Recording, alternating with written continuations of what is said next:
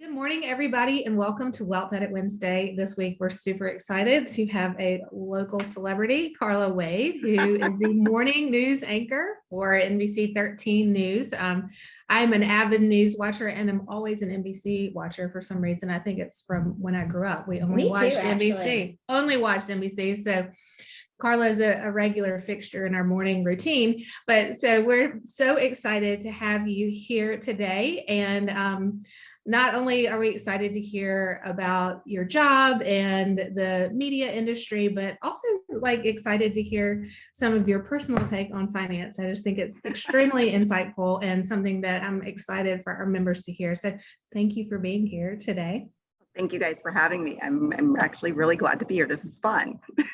Well, Carla, why don't you start off and just share a little bit about yourself and how you got to where you are today? Well, I'm going to try and give you the edited version because it's very hard for me as a person who has to talk for a living without somebody in my ear telling me when to shut up. So I'm going to try and condense it as much as I can. But basically, I kind of never had any real intentions of being in the news industry up until high school, because I really had planned to go to law school or something like that. And my mom is in the medical field, so she really wanted me to pursue that. But I ended up doing a lot of high school debating. I was on the debate team in high school, and I had a debate coach whose husband worked in radio news. And she used to judge a lot of our speeches and our performances in class. She would record them and then take them home and do her grading at home. And her husband, who at the time was a radio news director, asked him about me. Sorry, I'm so asked her about me and said, I really think, she might have a future in the news industry. And so that's really the first time I actually even thought about it. I mean, I was really good at writing and English and, all of those sort of typical things that journalists do. And obviously, when you're doing high school debate, it's a lot of research. You have to do a lot of research, which is something that I still do in my current job, is having to research things all the time. So that's kind of how that got started. I attended school at the University of Oklahoma. I was a National Merit Scholar, and I kind of started off as a double major, but then changed my mind somewhere in the middle of that and ended over switching to what I'm sure they call it something different now, but at the time it was just broadcast journalism is what they called it. I think they now call it some digital media, something like that or the other now. And I spent most of college either working on the campus newspaper. I worked at the NPR radio station on campus at the same time that I was being a full-time student. And then I actually worked for about a year at an urban radio station, which is another kind of story of how I ended up doing news, because they initially wanted me to do kind of more like doing some DJ shifts and things like that. And the general manager said, you know what, you are terrible as a DJ, but you'd be really good at reading the news. So that kind of started it off. And then my first job out of college, I interned at the Fox affiliate, which at the time was a startup in the Oklahoma City market. Like, it was a brand new station, brand new equipment. And that was a good opportunity for me because I got to do a lot of things as an intern that I probably would not have been able to do at an established station had I gone to one of the other stations in the market. But because they were so new and they needed help, I kind of got to do a little bit of everything in the newsroom. And from there, built a resume, what we call a reel, and ended up going to a small market, a lot in Oklahoma. Some of you military people might recognize it as that's the home of Fort Sill. And that was my first on-air job. So that's kind of how I got started. You guys are still on mute, I think. Carla, I knew this was going to be crazy because we have the expert in the house. We have the expert here, and we're just showing all our. I told her it's usually not even this bad, but here we are. So anyway, no, I was just saying I love listening to people's stories and seeing how different events build on one another, and even just a comment by somebody's like, yeah, you're not going to be a DJ, but you're built for the news, and how things like that shift our trajectories into different industries. Okay, so after you started out in Oklahoma, you had your first on-air position, you were hooked. I take it. And then where did you go from there? Well, I think I was really a hook from the minute that I was on the radio. I enjoyed radio a whole lot. And I was doing at the time, I would read news headlines, but we also kind of had, it was a fun kind of morning show kind of thing. I mean, you guys are familiar with that, the morning drive shows, and we would have people who would call in, we'd have questions of the day, and just, it was a lot of fun things that we would do every single day. And I really enjoyed radio. And I even explored taking a full-time radio job in Chicago at one point that was kind of presented to me. But again, I had some great professors and advisors when I was in school at the University of Oklahoma. And one of them like kind of tapped me on the shoulder and said, "There's no money in radio." And they were like, "And you're cute. You want to go in TV." I was gonna say, I was like, that would be a real shame. I mean, I should be on radio. You should be on TV. No. And so that was kind of what kind of upended the whole radio thing, because radio is in comparison to TV, there's a lot of things about radio that were more fun than working in television, because you don't have to get dressed up every day. Nobody sees you. You have just a little bit more room for your freedom and levity, and a little less, I guess, responsibility than you do as a television news journalist. So that was initially what I was going to do. But then once one of my advisors said, "No, you want to go a different direction." And that's kind of, so I worked in that small market for a year. In doing, I think about some of the stories we covered, like, there's always the joke about the county fairs and tractor pulls, and you cover that kind of stuff in small market, especially in rural communities. I mean, and then like when there's a big story, everybody's fighting over that big story because it doesn't happen very often in those small markets. I mean, this is a time before we had like, backpacks where we could go live every place, the way we can today. So we had one live truck. And so, you have 6 or 7 reporters on staff, and we're all fighting to have the live shot, because you've got to have live shots to be able to build your reel to go to the next market. So I ended up going from there. And then I worked in Little Rock, Arkansas for a little while. And then it's a long kind of weird personal story where I thought I was going to get married, and then that didn't work out. And then I kind of was like, you know what, if that's not working, I don't want to work in this market anymore. So I ended up leaving Arkansas, went back home for a while, and actually considered getting out of television, because it was just a really bad experience that I had at that particular station. And it kind of like weighed on me and kind of made me feel like maybe this isn't what I should be doing, and maybe I should do something else. And I actually spent probably 6 months trying to do something else. And that's when I realized, I think I'm going back to news. So then I called up my old news director in that first small market, and she was glad to hear from me. And she's like, "Well, if you want, just come down here a couple of days a week. If you want to shoot a story here and now, whatever, and build back your reel so that you can get back in the business, do that." And so that's what I ended up doing. So from there, I went to Lexington, Kentucky. I was there for way longer than I planned to be. But at that point in my career, I was right and in the aftermath of the 2008 recession. And stations were cutting people. And I mean, and we at one point laid off like 8 reporters in our newsroom at that particular station. We were taking furlough days, which is a weird thing to think of, just not going into work, even though there's news happening, but that's what we were doing at that time. And so it was 4 years that I did not plan to be in Kentucky. I made a lot of good friends there, but I was ready to go once it was finally, we got through that stage. And I ended up going back to Oklahoma City to work at one of the TV stations in Oklahoma City. And then from there, I went to Dallas. And then from Dallas, I went to Las Vegas. And from Las Vegas, that's how I ended up here in Birmingham. So is it the type of career where it's like you really do need to just be open to where the next opportunity might come? Or once you find a place that really like clicks for you, your lifestyle or whatever you want, can you kind of stay? How does that work? I mean, that's really always kind of been the conventional wisdom, particularly when you're starting out, is that you kind of gotta get your foot in the door and take the best opportunity that's presented to you.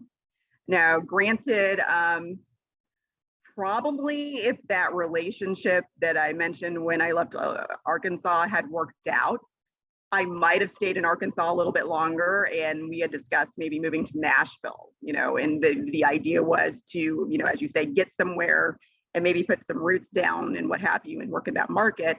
But once that didn't happen, I didn't have any ties to that particular community, and I wasn't really, enjoying my life there. And that's when I made the decision to try and seek out other opportunities. But the business, as we were discussing this yesterday, is such in flux right now, and kind of started at the point in my career that I really normally would have been looking to stay somewhere. And now things are, with the technology and then the media mergers and everything, is because if you had asked me this back in 2013 is when I went to Dallas, I had no intention of ever leaving Dallas. It's a top 5 market in the country. I was at a legacy station, one of the best stations in the country. My mom was 3 hours north. My brother was 3 hours south from me. Dallas is a great city. The cost of living is low. I had no reasons to leave Dallas from a personal standpoint. And that really had been my plan. That me and my agent actually had that conversation. Like, this is our last move. We're staying put. This is going to be a great move for you. This is going to make your career, and you're not going to have to go anywhere else. And then a buyout happened. Literally sitting in the middle of a news meeting one day when we learned that the media company that had hired me, which was Velo, one of them, kind of at the time was one of the larger media companies in the country, had been bought by what most people that would be familiar with Gannett, which owns USA Today, but they gave their broadcast entity the name Tegna. And that changed everything from that point on for not just my future, but everyone in that building. People that I worked with, I guess now 6-7 years ago, that had been at that station for decades are no longer there. It just changed everything because there were people they asked to early retire. They changed the whole philosophy of how they were going to cover news. And so that meant that they wanted different people in front of the camera. Well, it's interesting. I think as women, I mean, really anyone, but women specifically, like going through a merger can really teach you a lot. That happened to me. I was with Merrill Lynch for 10 years, but in my first 2 years, they had a merger with Bank of America. And I watched it with my dad's career. He worked for Chrysler, and then Daimler Chrysler, again, a merger. And, you just kind of have to go in with really very light-handed, like, that it's just an opportunity that could change. And it sounds like you have really done that exceptionally well, like knowing that, hey, this could change, but I'm still open to what could be in my future. So I don't know what that was like for you, but it was hard. I feel like you're giving me probably more credit than I deserve. I vividly remember being in the dressing room at the time that this went down and talking with one of the meteorologists there. And of course, when that kind of thing happens, everyone's worried about, their job security, what's going to happen, are we still going to be here? And I remember the meteorologist saying to me, we're in our mid 30s, or, you and I are mid 30s or early 40s. They're not going to get rid of us. We're the youngest people in this building, we're going to be fine. Oh, he's no longer there. I'm no That's longer so there. hard. Well, and you talked about how, Yeah. It seems like now everybody is moving to younger and younger and younger as these conglomerates develop, and there's less family-owned stations. Are there any family-owned stations left? I do know of a few, but you're right. It's very few, and and somebody's always kind of chomping at the bit to buy those family-owned stations, and it takes a lot to be able to keep those stations family-owned today. Well, how do you see this changing? Like, one of the things I remember, kind of like when the pandemic hit, I remember several newscasters just like almost taking their show online, like, I don't know if that was in their contract that they could do that, or if there was some affiliation still, or it was like, hey, all bets are off. We're just doing the best that we can here to disseminate information. But what was that all like for you? And like, how do you see that changing the course of like how news is distributed moving forward? That was new territory for a lot of us. And I think it was kind of also seeing, a lot of what we've been seeing in the industry really coming, I guess, full circle. Without going into a whole lot of detail, there's this thing, that is very popular, prominent in the business. It's called multimedia journalism. That back in the day, they used to call it one-man banding, which meant like you as a reporter, you don't have a photographer or a person that works with you. You are a self-encapsulated entity who you go out, shoot your story, do the interviews, do the legwork, come back, edit your own story, in some cases do your own live shots out in the field there were times in this business where there were entire crews who did that one story, and now that responsibility is all on one person, typically a very young person, because it's kind of viewed in a lot of plays as an entry-level job, but it's also been touted as that is going to be pretty much the future for no matter where you work in the industry. And so in a way, this kind of put us all in a position where, to a certain degree, those of us who may have been trying to avoid that fate or running from that or had just never done it before were kind of put in that situation where, okay, I'm at home setting up my camera, which in our case happened to be an iPad, and doing all the technical aspects that I normally as an anchor or a reporter didn't do on my own. I'm doing Zoom interviews, and doing all of the work that normally would be a two-person crew by myself, and also for a period of time from our homes, and I think there was a lot of us who probably at one point didn't think, can we really pull this off? And there were definitely hiccups. There were definitely things. I mean, anybody who watched us during the time, there's the delay that happens when one person's at home and one person's in the studio, and so it required a lot more communication, to know what's coming up and where we're going to next. And but I think on an individual level, I guess it forced some of us to flex some muscles and use some skills that we didn't think we would ever have to use. But on another level, I guess I think it always showed like the potential and the capability that I've always noticed in this business, that no matter the situation, we're going to get on air. Yeah, it may not be pretty. We may not believe after it's done that we were able to do it, but I've been in tornadoes, I've been in blizzards, I've been in a million different situations, and then last year a pandemic, and we figured out a way to get on air every single day. Yeah. That's amazing. It is encouraging to see the resiliency of so many. I personally loved when the news anchors came on from home, because you could like get a glimpse into their lives and like what home life was really like. It just it also brought like a personal touch to so much of it, which was for me an unexpected, silver lining to COVID. I feel like even like in work in our environment, doing Zooms with people that we've always, talked to in an office environment, all of a sudden we're talking to them, and, their child's walking in and asking for help with something, there was a personal element to it that, we had missed in the past. So I love that. Now, one thing I just want to shift gears in the interest of time, because this is a conversation that I'm excited about having, is talking about how you who are single, and like how it feels to be single in a career like this, where you're moving, you're having to make decisions all the time, but then you're also not married, and at some point, you and I talked about this yesterday, how it felt like you kind of woke up one day and were like, this might be what it's like for a while, so I need to like start making decisions, like some major financial decisions, and then like looking for friends to talk to about it and how hard that was. I'd love for you to share a little bit about that. Yeah, we were just briefly chatting about the fact that I have like lots of girlfriends that are in like either the mid to late 30s, early 40s, who are all in this situation where a lot of us are single, a lot of us don't have kids.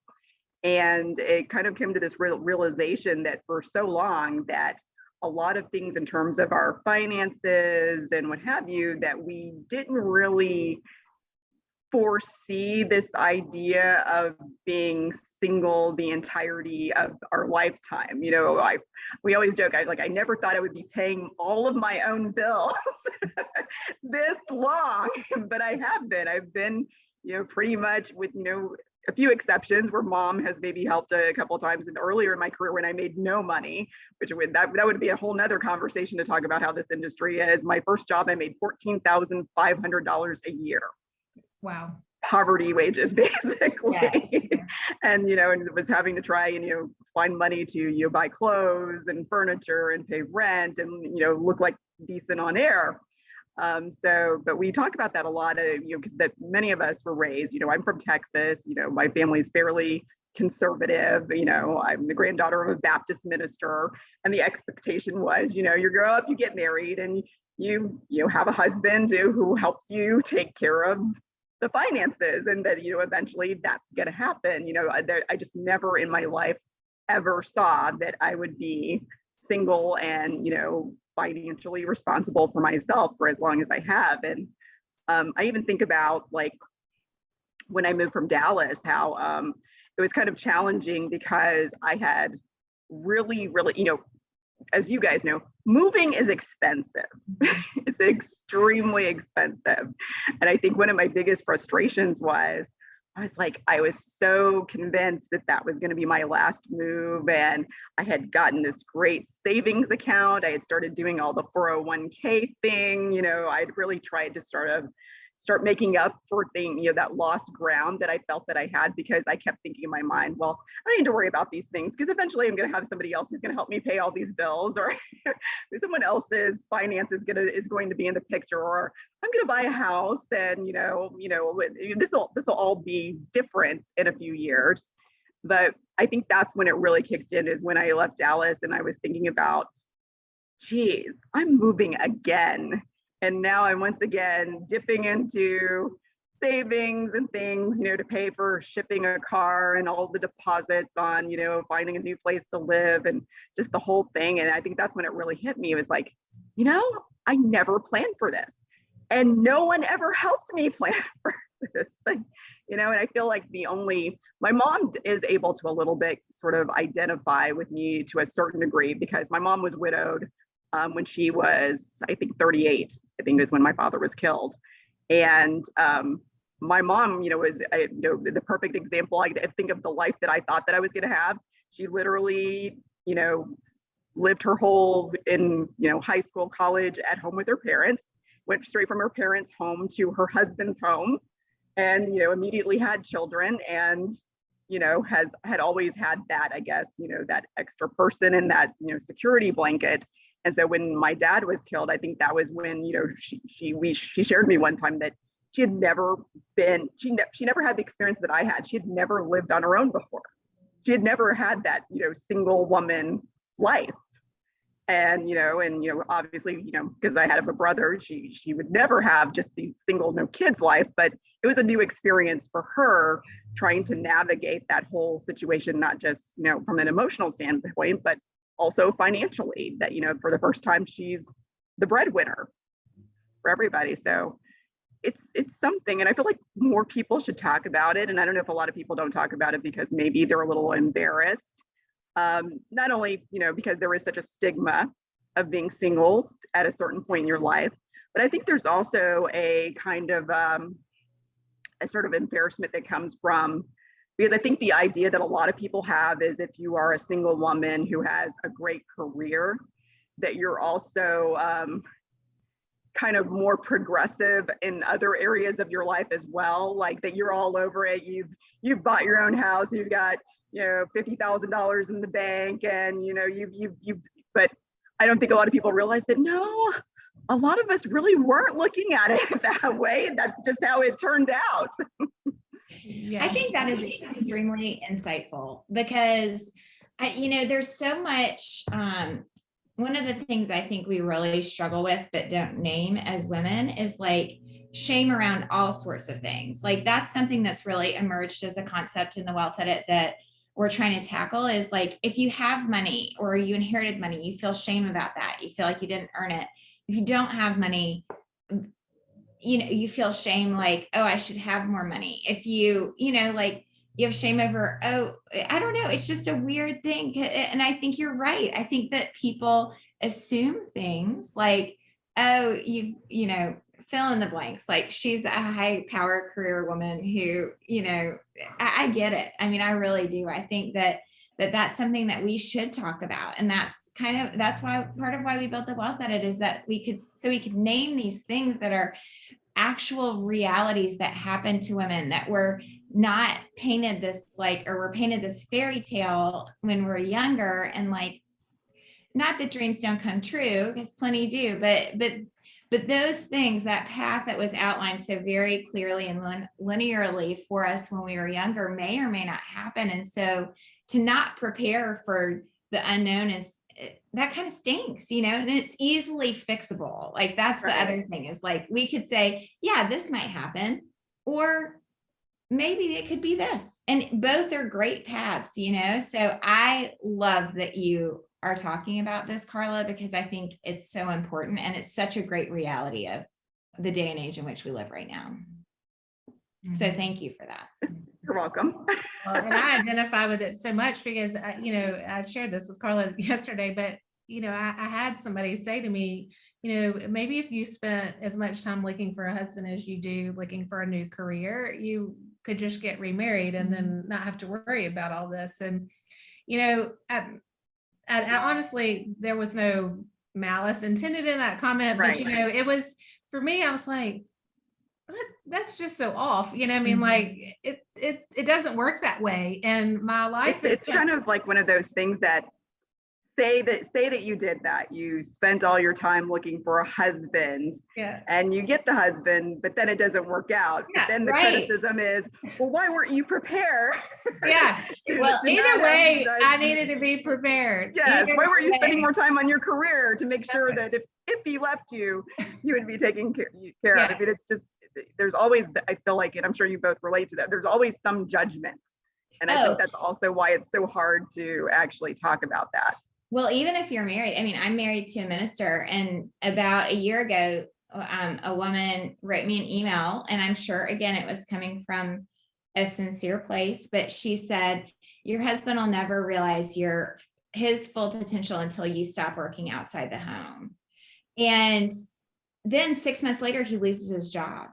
And it's like, what a terrible, even in faith-based communities, I think we do a bad job of saying like, it's bad for women. I'm thinking, what a terrible message to someone who's a widow, to someone who's gone through a terrible divorce, to someone who is dealing with substance abuse with a spouse.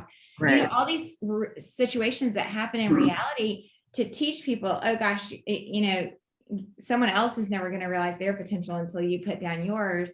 It's just tough. And these are all messages. I mean, think about the three of us.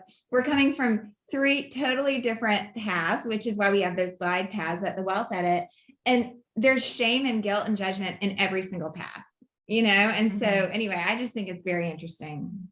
And just saying it aloud, that's the first step. I really believe that, to really kind of debunking these myths and pushing through it, and then start making decisions, having conversations like you are with your friends, where you're finally talking about money and how are we, what are you doing with your 401k? Are you maxing it out? Are you, doing an IRA? Can we, all those questions, that we just want to be like, start talking about, normalizing and just honoring the fact that really none of us really know what tomorrow holds. And it is important to begin making those decisions.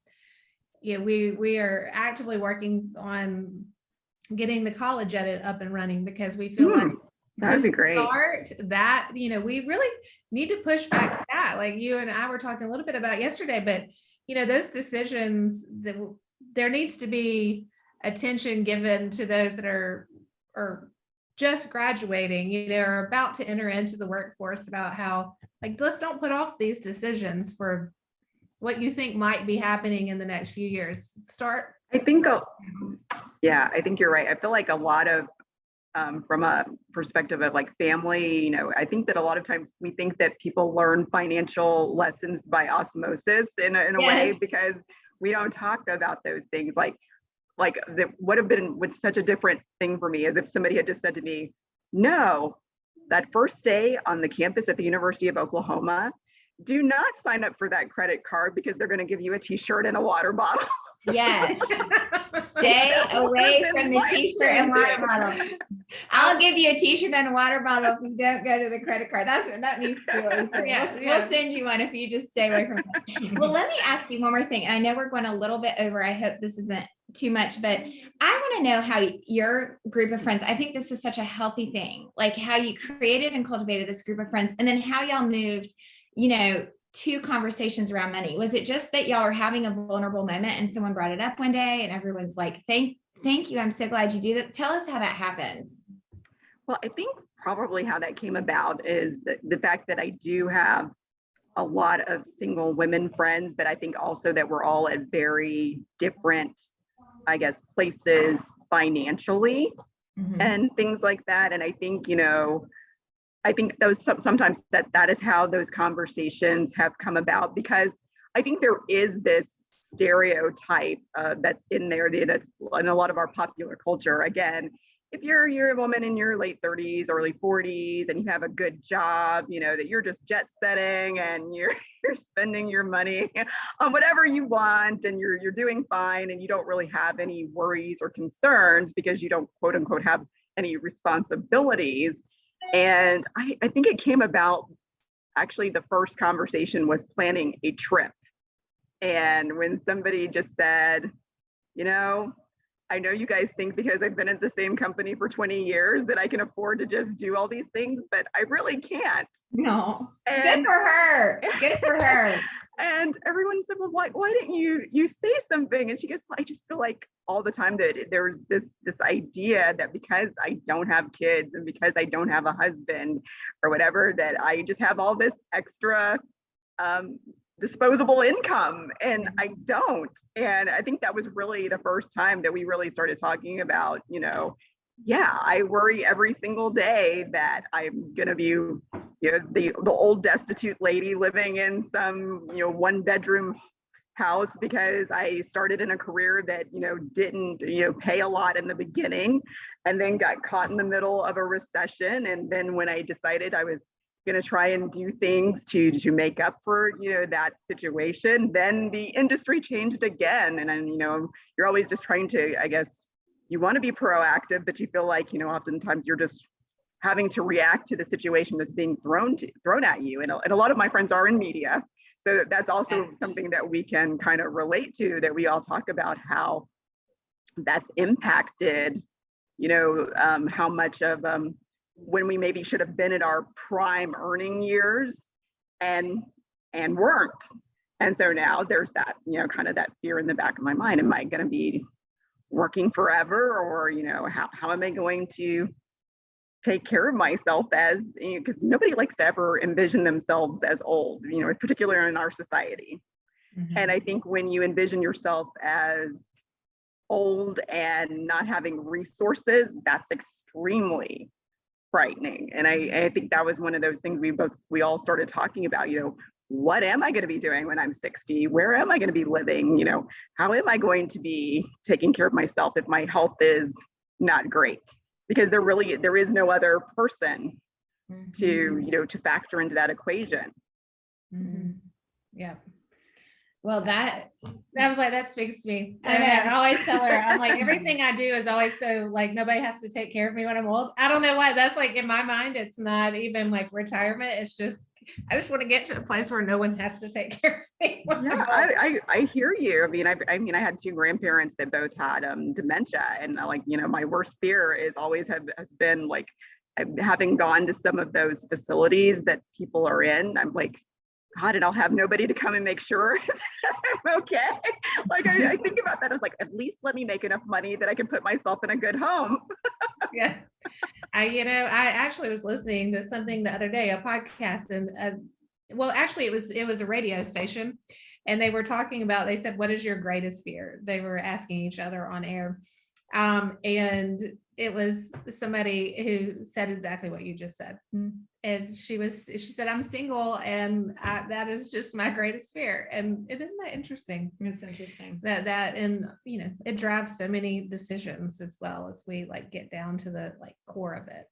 So thank you for sharing that. Yeah. And we like to thank you for being with us. We hope that you'll come on again next year and share so much Thank more, you. because we can learn so much from you, Carla. And we always like to end and ask our guests why they said yes to the Wealth Edit, because we're certainly glad that you shared your story with us today.